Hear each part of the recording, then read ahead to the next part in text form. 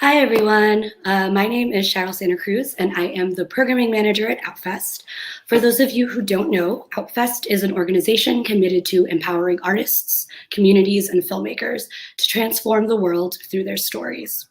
We do this through our year-round educational programs like Outset, the Young Filmmakers Project, our Screenwriting Lab, and the Anthony Mindell Trans Acting Fellowship, through our year-round screening series, and our film festivals, Outfest Los Angeles and Outfest Fusion, as well as through the Legacy Project, which is our film archive and restoration program.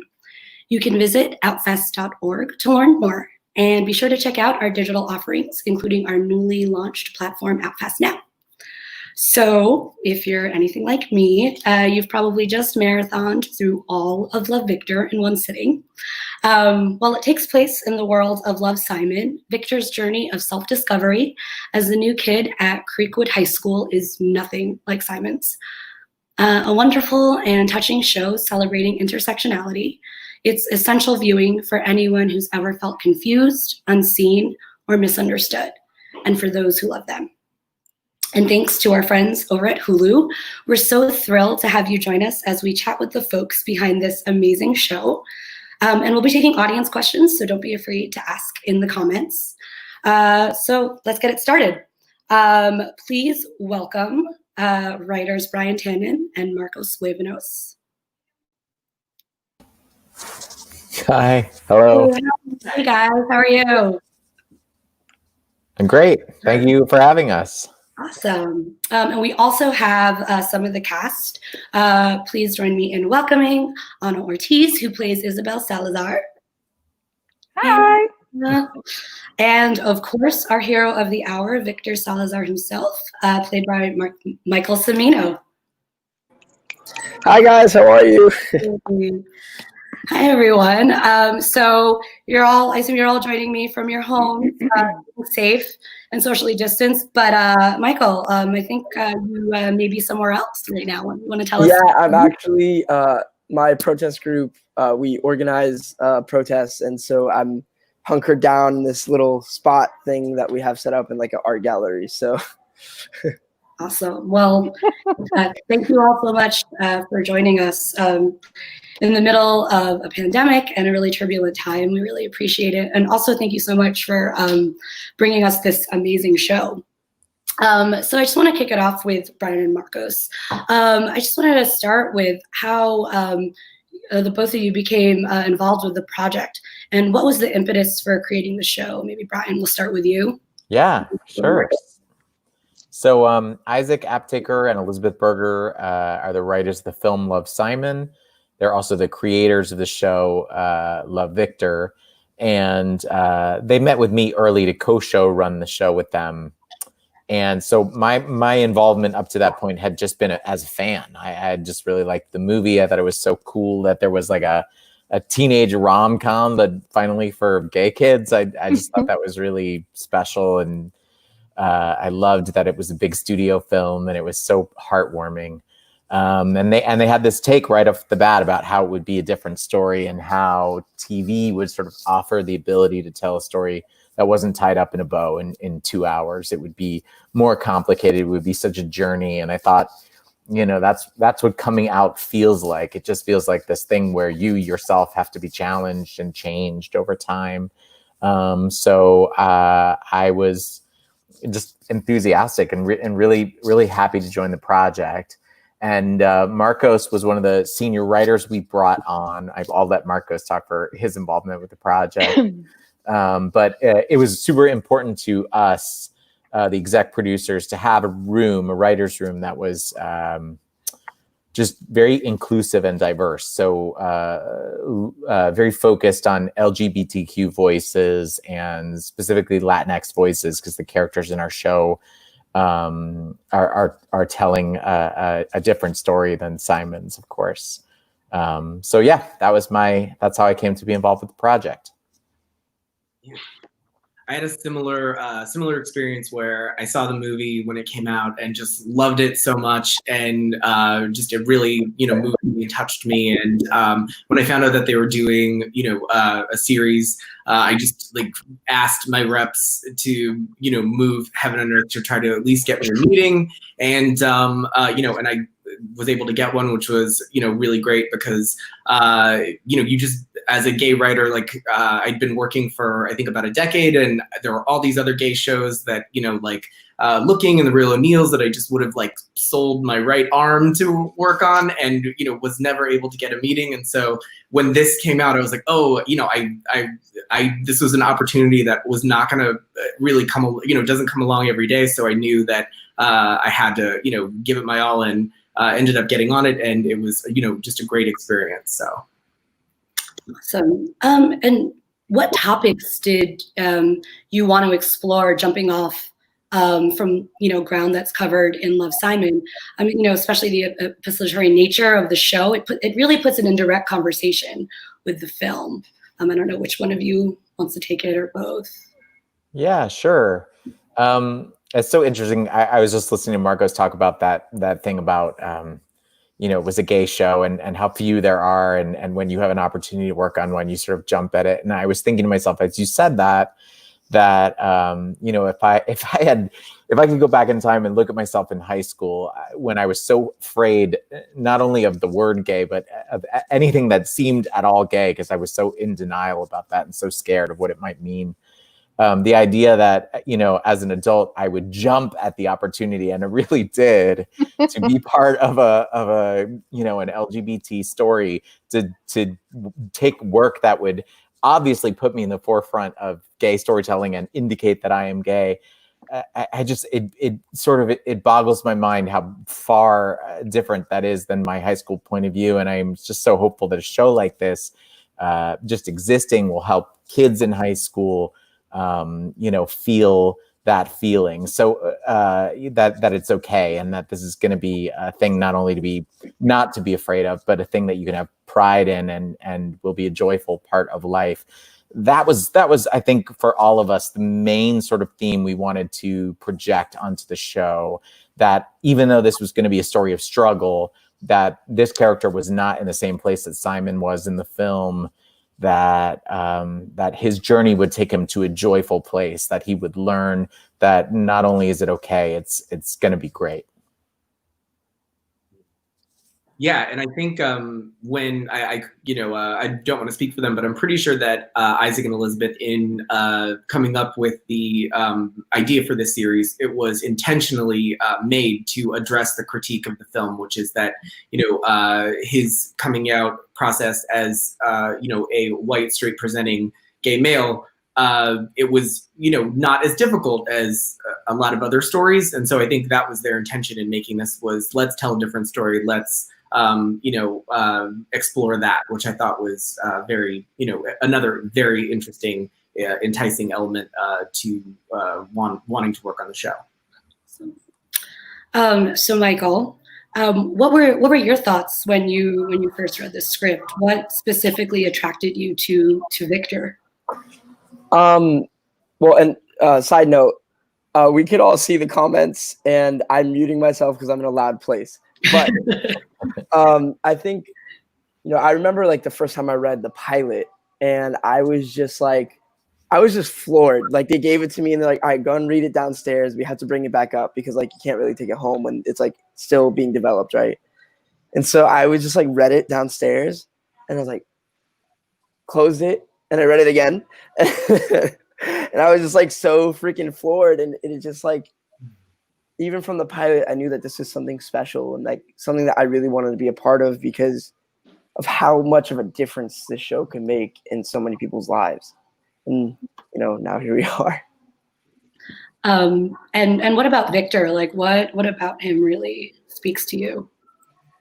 I think Victor specifically is someone it's a character that's very relatable no matter where you come from. And like, I've had people messaging me being like, my parents are getting divorced right now, or my parents are been together and are super unhappy, or I'm experiencing a similar coming out story right now, and this is inspiring me to come out to my parents, and like all of these things are really great to hear as an actor, that like something that you've been in made that much of a difference. And Anna, similar question. What was your reaction to what the premise of the show was, and specifically the character of Isabel, who is a very complicated, a woman with a complicated past who's still a very loving parent to her family? Well, I've known Brian for 6,000 years. So we worked together on Ugly Betty 100 years ago. And we also worked together on a show called Devious Maids. And, when Brian calls me with anything, it's just an exciting phone call. And he's so incredible to work with. So, of course, when he started talking to me about the show before I even read the script, and he knows me very well, so it's really easy conversation to have, and we sort of went into the whole idea of the show. And then once I had actually read the script, I was like, yes, please, let's start right now. And playing a character like Isabel to me is such a huge, it's such a great chance, because it's a huge departure from Hilda, who was the character I played on Ugly Betty, who was really supportive, mother to her gay son. She would literally fight anybody on the street if they tried to mess with him, because he was gay. So then to have to sort of figure out Isabel and go to that place, which I actually think is a lot more common for a lot of young Latinx kids. I think it's, Hilda's sort of, she was an anomaly in a lot of different ways. Whereas Isabel, I think, is a lot more sort of common. She loves her family. She'll do anything for them, but she has very strong beliefs, how she was raised, how her parents think, how, what society thinks. And so, ultimately, I know she's coming from a place of protection, but I still had to, find that place. And it's so important now that this show is out here more than ever. And I think it's such a cliche to say representation matters, but it truly does. And for any kid who's out there who's living in this house, and I know that there's so many, a loving, warm, funny, crazy, mad house, and then on top of that, you're questioning. So I hope that a lot of families can sort of sit down and watch this and start a conversation that hasn't been had, especially in the Latinx world. Mm-hmm. As you mentioned, this is the second time that you're playing the parent of a queer Latinx teen. Do you have any other advice? It's my niche. I'm sorry, what did you say? Oh, no, well, I was just saying, do you have any advice, or what personally have you learned about, that experience through these roles? Has it opened your eyes in any way, or? It's been such a gift. I mean, the lessons I learned, mostly these two kids have taught me. Mark and Delicato played my son on Betty, and now I'm learning so much from Michael, every day. And, and it's interesting. It's such a different dynamic, but I guess, I don't know that I would have any particular advice for anyone, but I would say that, that anytime that you have a show where everybody can sit and watch it, and it's not sort of, there's really something for everyone with Love, Victor. I mean, everybody's sort of going through their crazy, like Felix is going through his crazy, and what is it like to be that nerd that doesn't have any friends, or, is sort of like an outcast in school. There's a whole journey for Felix as well. There's so many things that we have covered in this little gem of a show. And so I would just say, enjoy, but yeah, I mean, Hilda and Isabel are just two sides maybe of the same coin. I don't know. And you also talked about this intersection of the LGBTQ aspect of it, and also Latinx culture. We'll start with Brian and Marcos, and then I'd love to hear from Michael and Anna about this.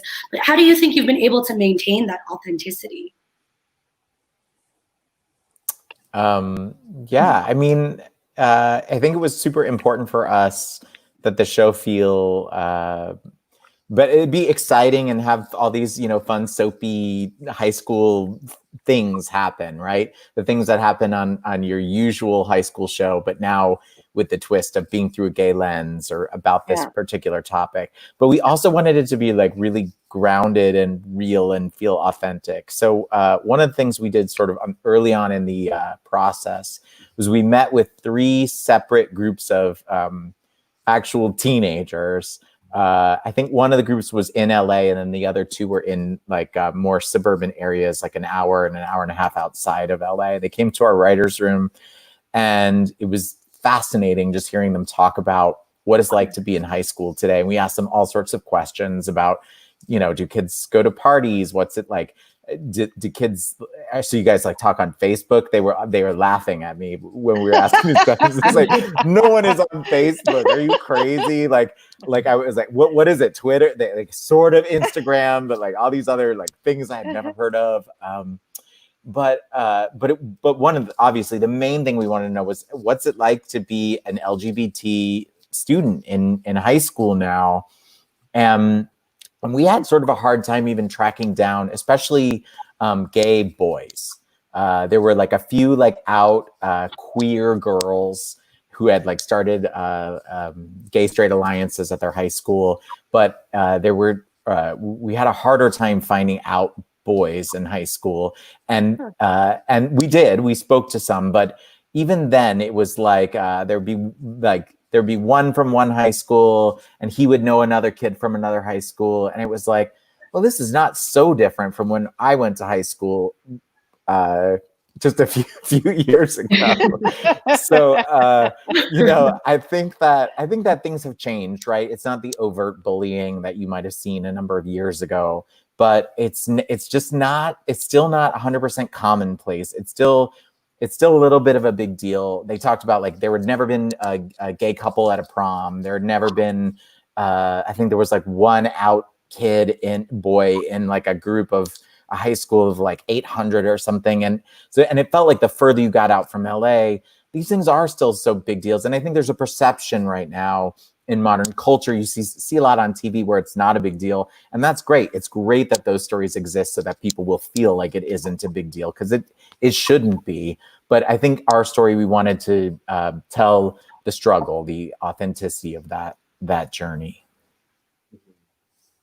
Yeah, absolutely. Like I do, I'm from, you know, just about an hour to an hour and a half outside of Los Angeles in the suburbs. And, you know, it was very difficult when I came out 21 years ago now, when I was 14, 15. And so, you know, I think it was a very important thing for all of us to, you know, tell a story that, you know, I think a lot of times people will roll their eyes and say is like, oh, it's, you know, it's not really like that anymore. But between Los Angeles and New York, there are, you know, 48 other states where it is still very, you know, difficult, and it's not as easy. And so I think those stories are also very important to tell. And that was very much close to our hearts, I think, to, you know, to get across. To add to that, unless you want to go, Anna. No, you go. I think that, you know, I think that this should definitely be something that's completely normal and should be accepted. You know, growing up for me, I went to like an all Christian school, and it was like super like I would hate, like, I don't really know what other word to use except like taboo. You know, like there was kids in my school that were literally getting kicked out for being who they were. And that's like, it's just crazy, you know? And like, at that time I was in like 7th grade. I didn't really even understand what was going on. And so it's like, I want this to be a thing where people understand that that's not okay. And it should be completely accepted universally that it's okay to be who you are, no matter what religion you come from, no matter what ethnicity, no matter any of these things. This is something that's completely normal and should be normalized. You can go on. I agree with everything they said. Very smart young man. So Michael, I'd like to like to ask you, was there anything particular, like what did you find most challenging about playing Victor? Like was, an aspect of his personality, or, something that he went through that you felt that was a little bit difficult for you to kind of wrap your head around? I mean, so there was a few things that were difficult for me, like there was, some scenes where, I had to fight with my parents and, kind of, hash out some emotions that I buried a long time ago, to like really make it authentic. And I feel like that was kind of hard for me, but that's also part of being an actor and like, part of representing a story on a screen that's accurate. I also think Brian knows, memorizing my lines every day. We had a few conversations about that because, when as anyone, not everyone would know, but like, when you are doing this kind of stuff, they like change the lines sometimes and you come back in, it's like, hey, we have this whole new monologue. It's like, oh, great. And and Michael's in like every scene of every episode. Scene, so yeah. he's always, you go from being like a kid, like a normal kid, to now having like a really serious job where you're up every morning at 4 or 5 in the morning to go in and get your makeup on and then work all day long, and you have to be like on your game the whole time. Yeah. That's an incredible transition to have to make, and Michael did it pretty flawlessly. I mean, I'm looking at you now and thinking about like, a year ago or wherever it was when we started. It's just so incredible.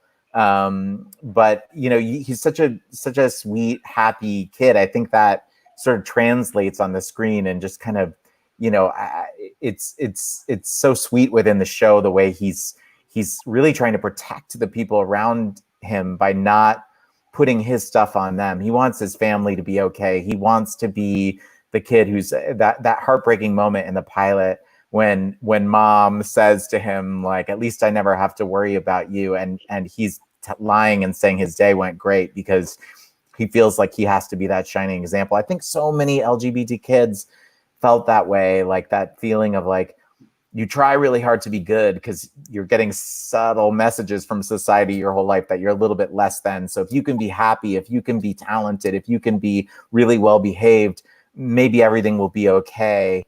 And anyway, I thought that was, that sort of brightness that Michael brought to the role was just a really sweet spirit to have on set. Thank you, Ryan.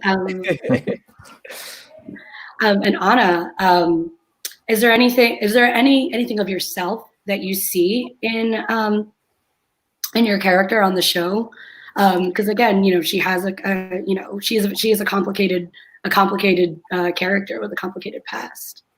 Oh, for sure. I mean, I've got 2 kids myself, so I can relate to that. Just that protective mother thing. Also, just sort of the exasperation of trying to keeping everything together, and making sure that everybody's ego is okay and everybody's in check. The religion, I mean, I grew up Catholic. I was raised Catholic. I'm very close with my family. My in-laws are crazy, so I hope they're not watching this. I'm kidding. I'm kidding a little bit.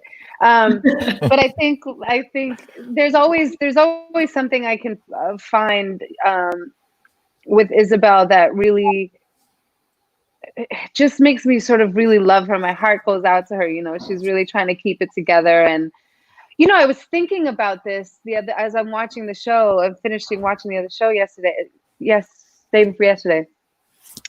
And I was wondering, and I didn't know this when I was playing Isabel, like, did she know? Like, how much did she know? Because I feel like, and I'm kicking myself, and I'm hoping that we get a second season, because I'm really, there's so many questions that you have as a mom. Like, did she really know? I mean, was she always sort of a little bit suspect that he was questioning or feeling a sort of some type of way about it, and sort of not being able to admit it to herself? And maybe that's why she's always like, you're my good one, you're my strong one, don't come out, just stay in, please do me the favor. I can't take it right now.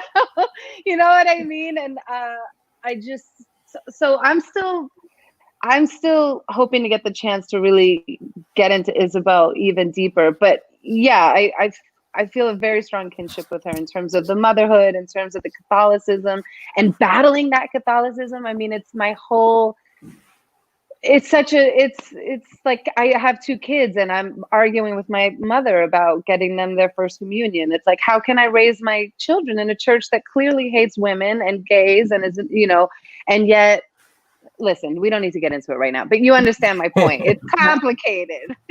Yeah. So yeah, I can definitely relate to all of that. Well, I mean, speaking of complicated, we love these characters. Everyone on the show is amazing, but they have real flaws and they have real problems. And sometimes they don't make the right decision and they have to deal with those consequences. Especially in times like these where you are looking for something that's super hopeful. How were you able to strike the balance? And we'll start with you, Brian. I'm not sure if Marcos is still with us. Yeah, I think he might be having technical difficulties. Okay. But it's a great question. I was thinking about specifically in the casting of Anna in this role, because Isaac and Elizabeth were still writing the pilot as we assembled our writers' room, and I would say, like, if we could get someone like Anna the whole time, it was like, this is our prototype, and then Anna wanted to do it, but I think it was super important to us that parents who are religious and who say things that aren't 100% understanding all the time are not meant to be represented as villains, right? A lot of us come from households where our parents don't 100% get it, or they aren't at that place on their journey. Maybe they'll get it after the fact. Maybe they'll struggle and then they'll become supporters and allies.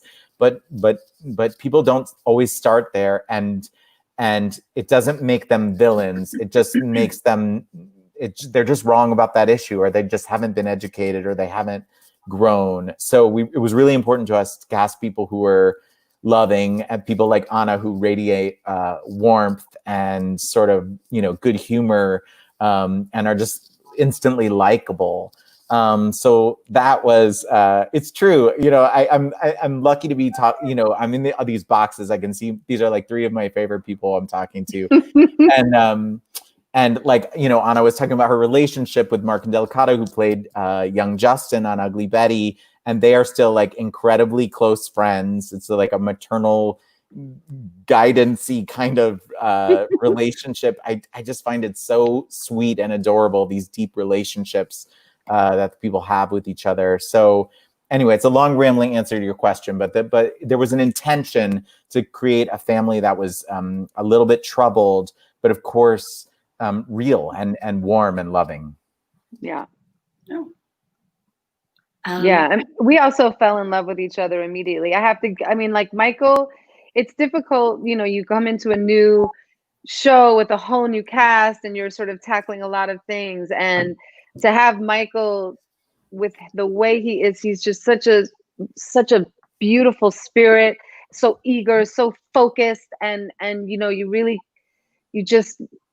we just immediately became a family. I mean, it was pretty cool and really fun. I've only experienced that one other time, and that was on Betty, where I just immediately was like, this is my family. I got it. We got this. This is it. We got it. I'm getting emotional now. Sorry. Okay. Yeah, I feel like this whole show was just like a magical experience for, I can't speak for everyone, but at least for like the people I have spoken to, we all poured our heart and souls into this, and like every cast member that I've spoken to about it, they're just like getting these overwhelmingly positive messages, and like it just means the world to like all of us that like everyone really enjoys this, and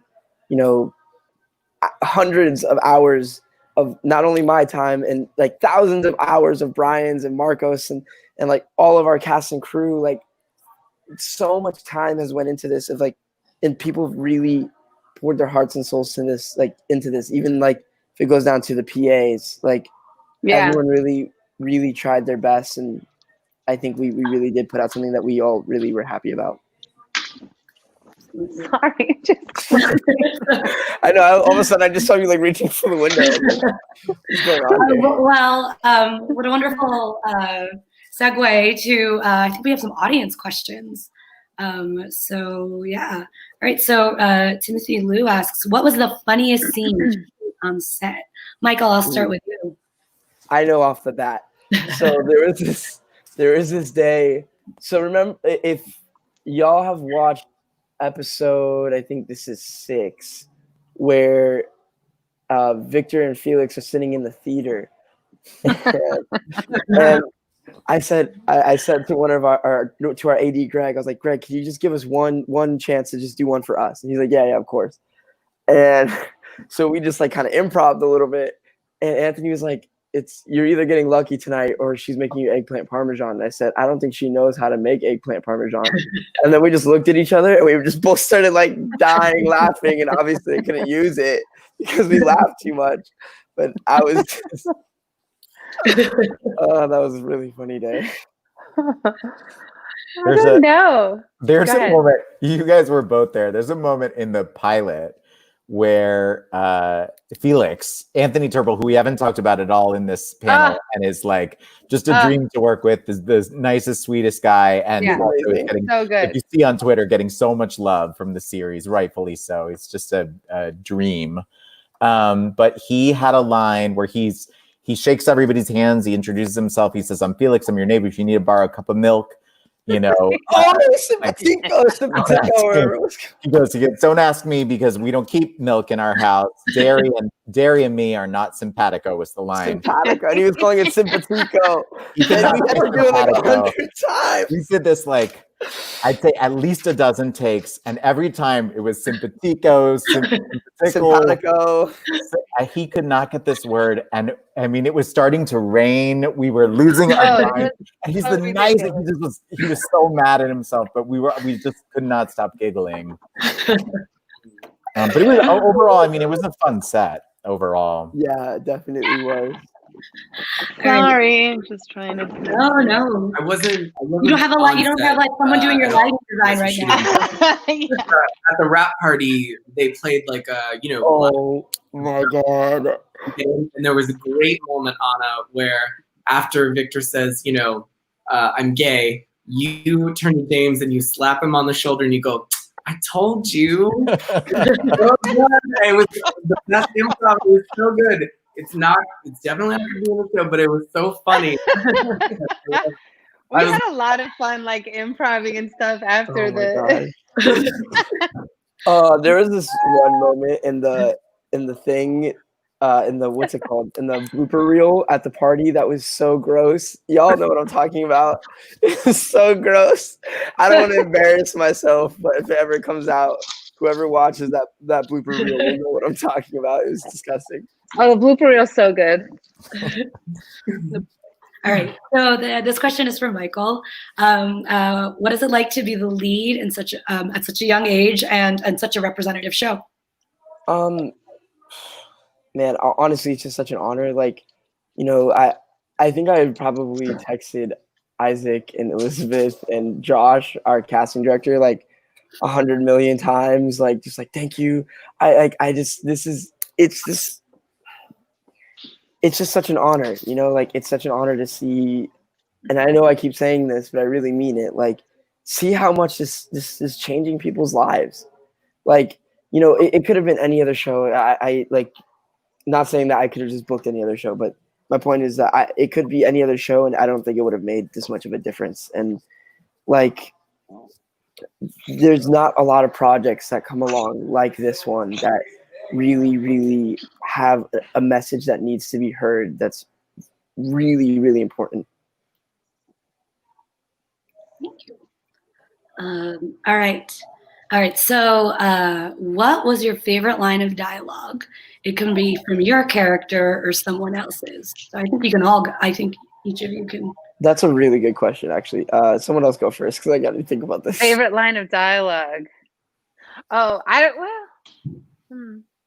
I don't know when I walked in on Pilar and she's like, "What are you doing?" And I'm like, "What are you doing?" The dialogue, to me, it was like a real. I mean, I have moments every day with my kids, not where they're taking nude selfies, but it's to be like, that kind of question, like me. I'm not the crazy one. But I love that whole scene, by the way, you guys. That was so good. I was texting with Marcos. I was watching it with my partner who hasn't seen the show yet, and he was laughing along with the show. And there's a moment in episode 4, which is the episode that Marcos wrote, where he talks about Simon is writing a message to Victor, and he says, "I'm so sorry Benji has a boyfriend. I remember when my fake crush, I found out that my fake crush, Gigi Hadid, was dating my real crush, Zayn, and I'm still not over it." And Scott was cracking up. And I was like, that line is so Marcos. Like, I thought that was hysterical and so real. We all had fake crushes. Mine was Elle McPherson. I love Elle McPherson in my little gay room when I was, 16 years old. At least you know. Oh God, yeah. They're just there's so many. So okay, there was a line that was really funny that was taken out.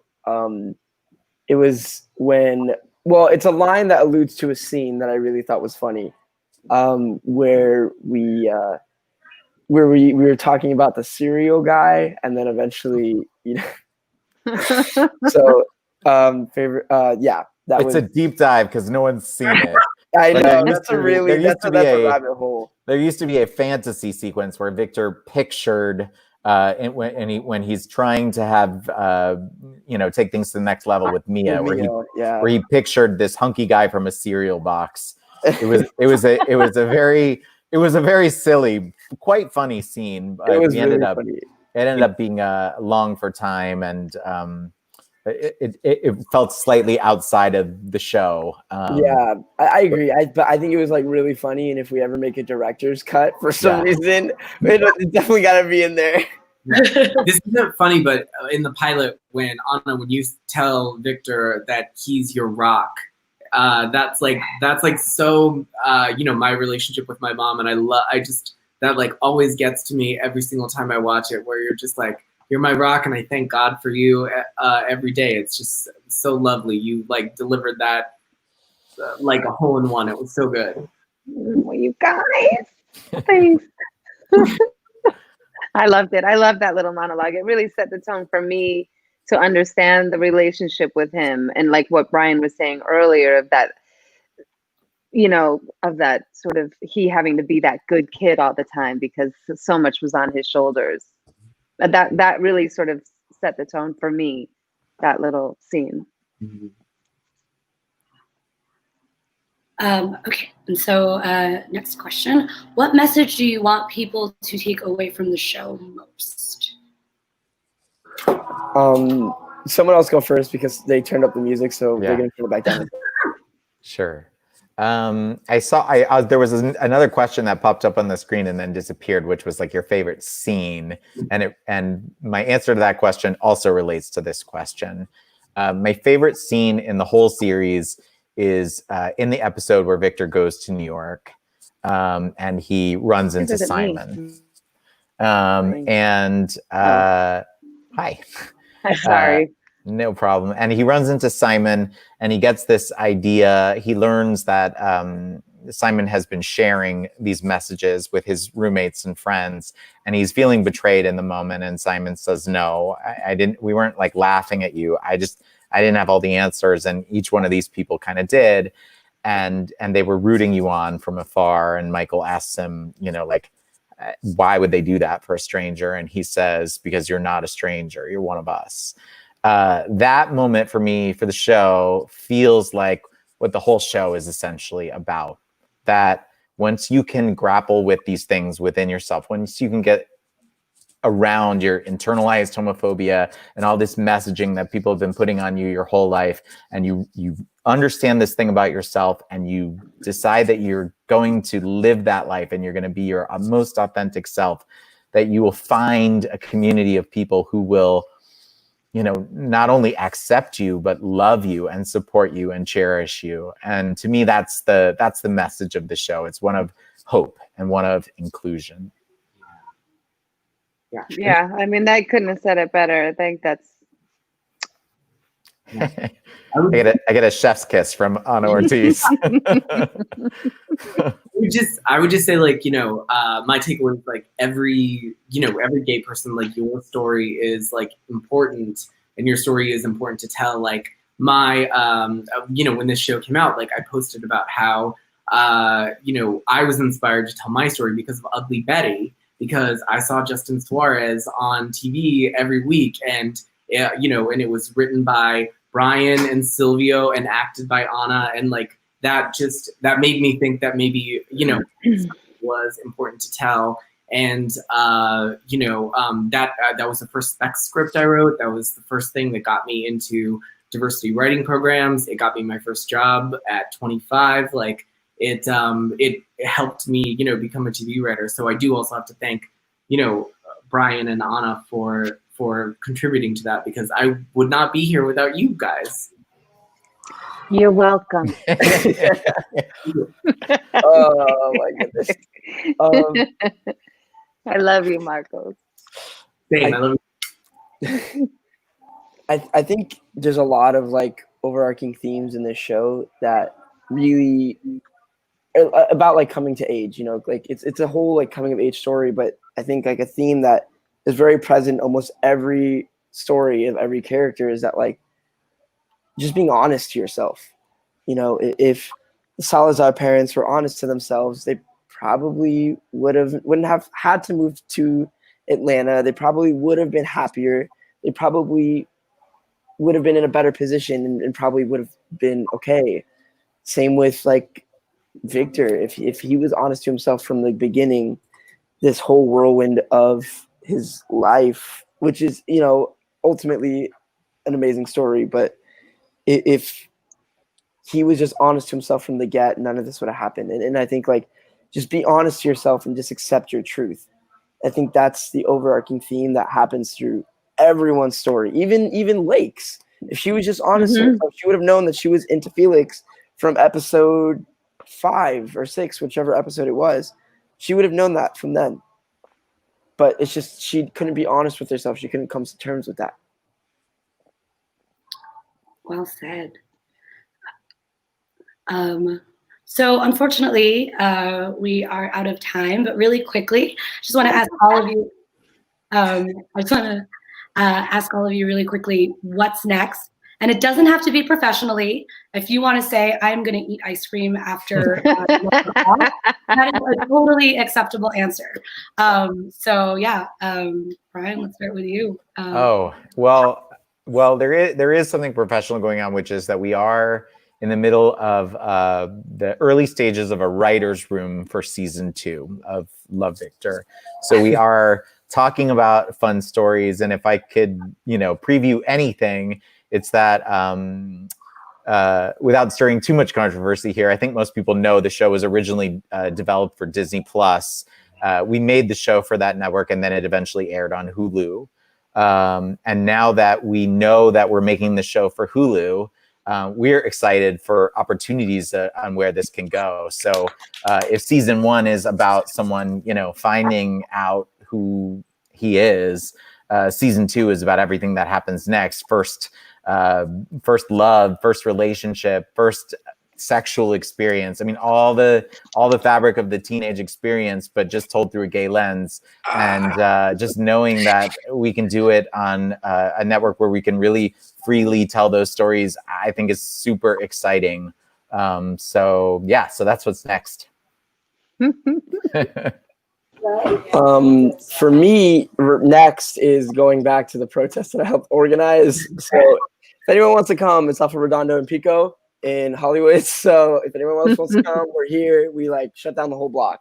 We got a school bus with basketball hoops on it. Like, it's crazy. So that's what I'm going to get back to right after this.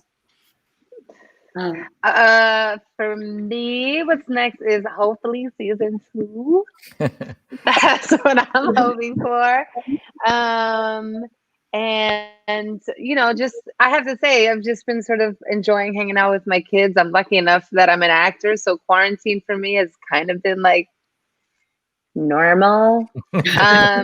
Except that my kids were always home, and I'm afraid that they're going to be illiterate by the end of this. Other than that,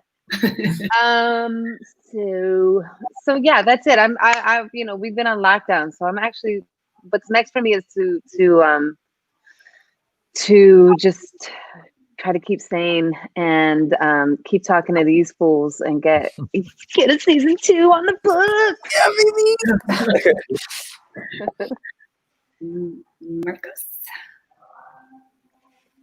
Marcos. Oh yeah, and Marcos, I'm also doing another episode of Bitch Sesh soon. So same. I'm doing one mid-July. So yeah, we should do it together. Well, I asked Danielle, and she said it's on Zoom. It's too hard with 4 people. I pitched that originally, and but so yeah. But no. Sorry, guys. I'm in the same boat as Brian. We're working on season 2, and we're just really hoping that we get that order, and we can finish telling his story, because you have to keep telling the story after the finale. After you watch the finale, there's no way to not. So especially with that ending. You have to. I know. All right. Well, thank you all so much for joining us. It was such a pleasure to talk to you guys, and we're so excited to find out what happens next. Thank you guys so much. Real pleasure. Thank you. I'm such a fan of Outfest and everything you guys are doing. Thank you for having us. Amen. Thank you guys so much. Thank you all so much, and thank you for everyone that's watching. We really appreciate it, and honestly, hopefully we get a season 2. So tell your brother, your mother, your father, your sister, tell everyone, so that we can get this out and we can get a season 2. The priest, tell the priest too. Honestly, they need to be watching it. So, all right, y'all. Love you guys. Thank you so much. Love you guys. Bye. So I miss you. Bye. Love Victor is available on Hulu, but you already know that. If you haven't started watching, you've got the rest of the weekend to fix that, and then you can rewatch. And if after watching the show you want to learn more, there are a lot of resources out there, including Glissan's report, Erasure and Resilience, the experiences of LGBTQ students of color, available on their website at glsen.org. And don't forget to visit outfest.org to see more films celebrating the full spectrum of Latinx identities in our community and beyond, including our United in Pride Showcase, which is a partnership that we have with Billboard and The Hollywood Reporter and Film Independent. Thank you again to Michael, Anna, Marcos, and Brian, and to Hulu for allowing us to all come together, and we will see you next time.